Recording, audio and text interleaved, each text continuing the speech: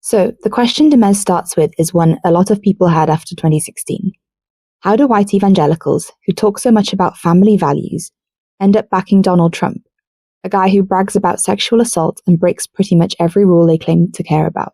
The usual answer is, well, it was just a pragmatic choice. Supreme Court judges, abortion, politics as usual. She says, no, that's not the whole story. Trump doesn't betray their values. In many ways, he embodies a certain version of them, especially a vision of tough, white, patriarchal masculinity they've been celebrating for decades.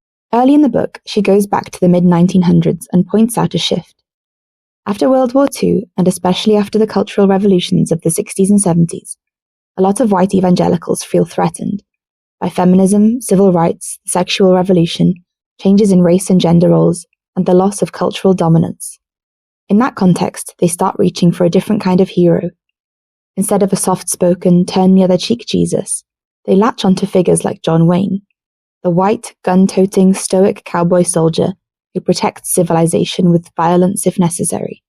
Du Mez calls this militant masculinity, manhood defined by dominance, aggression, and a willingness to fight enemies at home and abroad.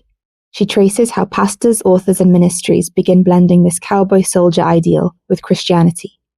Sermons, books, and conferences start talking about warrior men, spiritual soldiers, and a Jesus who looks less like a suffering servant and more like a battle-ready general or action hero. The middle chapters walk through decade by decade, showing how this plays out in popular evangelical books, radio, conferences, and politics. You see, Cold War anti-communism and the Vietnam era, where being a real man is tied to patriotism, toughness, and suspicion of anti-war protesters, civil rights activists, feminists, and soft liberals. The rise of the religious right and family values politics, where strong male headship in the home is preached as God's design, men as leaders and protectors, women as submissive helpmates. Best-selling books and ministries on biblical manhood and biblical womanhood, from James Dobson and Promise Keepers to John Eldredge's Wild at Heart and Mark Driscoll's hypermasculine preaching. Du Mez shows how this media ecosystem keeps repeating the same pattern. 1. The world is dangerous and feminized. 2. God made men to be warriors and rulers. 3. Women and children need strong male protection. 4. Enemies. Liberals, feminists, Muslims, LGBTQ+ people, elites, must be resisted, sometimes violently. Over time, she argues, this cowboy Christianity becomes a kind of glue that holds very different evangelicals together.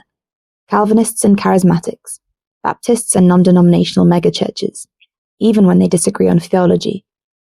The shared commitment is to patriarchal power, law and order politics, and a romanticized strongman ideal. Another big piece of the book is race. Du Mez argues that the ideal Christian man in this world is not just any man. He's very specifically white, American, and often imagined in opposition to non-white threats. She points out how evangelical rhetoric often links Islamic men, black men, immigrants, and other racialized groups with criminality, sexual threat, or terrorism, while casting white evangelical men as those who must defend the home and the nation. That's where this overlaps heavily with white Christian nationalism, the belief that America is and should be a Christian nation led by traditional, implicitly white male authorities. So when evangelicals cheer for aggressive policing, tough on crime policies, wars abroad, and harsh immigration crackdowns, Du Mez argues it's not a weird side path, it fits the story they've been telling about heroic white male protectors for decades. One of the most disturbing threads in the book is what Du Mez calls evangelical mulligans, basically do-overs that powerful men get after serious moral or sexual failures. She walks through case after case, famous pastors, authors, and leaders who preach strict sexual morality and male authority, then get caught in affairs, abuse, harassment, or cover-ups. Instead of being permanently removed, many of them are quickly forgiven, platformed again, or quietly moved to new ministries. Their warrior status treated as more important than accountability. Du Mez's point is that when you link godliness to male power, aggression, and sexual entitlement, you create a culture where abuse is easily minimized and victims, usually women and children, aren't believed or protected. The same logic that says men are in charge because God made them protectors can also be used to excuse their violence and blame women for tempting or provoking them. This, in her view, is a big part of how a movement that claims to be pro-family and pro-morality can also be riddled with abuse scandals and still rally around deeply immoral political figures. All of this builds to her central claim. By the time Donald Trump shows up, white evangelicals have spent generations idealizing a certain kind of man: strong, ruthless with enemies, sexually dominant, unapologetically nationalist, and tough, and wrapping that in Christian language. From that perspective, Trump, with his bravado, his "I alone can fix it" rhetoric, his attacks on enemies and outsiders, doesn't look like a moral contradiction.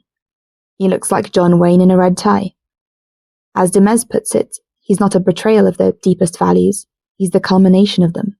So what does she want you to take from the book? That white evangelical politics and gender teachings are not just about theology. They're deeply shaped by culture: movies, myths, wars, race anxieties, and nostalgia. That centering a rugged, militant masculinity has corrupted a faith by sidelining Jesus' teachings on humility, enemy love, and care for the vulnerable in favor of power and domination.